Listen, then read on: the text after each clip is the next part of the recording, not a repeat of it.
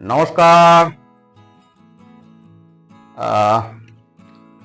যারা কর্কট রাশি, দেখুন তো আপনাদের এগুলো মেলে কিনা।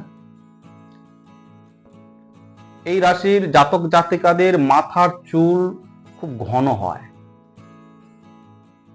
কপাল ছোট হয়, বাঁকা রোমশ ভ্রু, অনেক সময় জোড়া ভ্রু দেখতে পাওয়া যায়।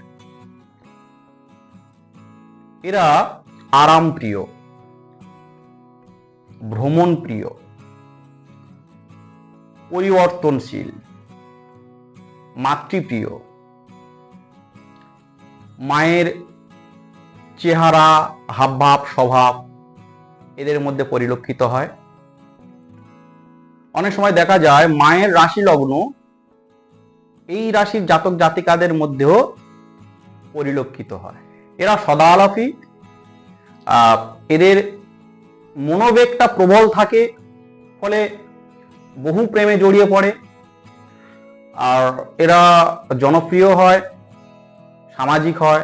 এদের বাসস্থান সাধারণত নদীর ধার বা পুকুরের ধারে এইসব জায়গা হয়ে থাকে। এরা নাট্যাভিনয়, মিমিক্রি করতে ভালোবাসে, কলাবিদ্যা।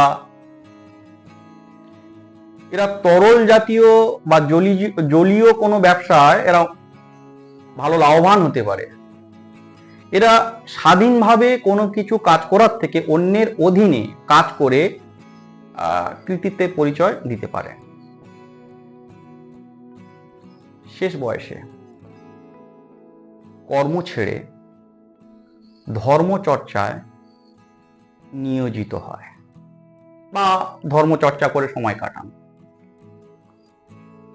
যদি এদের চন্দ্র পীড়িত না থাকে তাহলে মামার বাড়ি থেকে ভূমি বা গৃহ সংক্রান্ত ব্যাপারে উপকার পেয়ে থাকেন এবং আনন্দ লাভ করেন।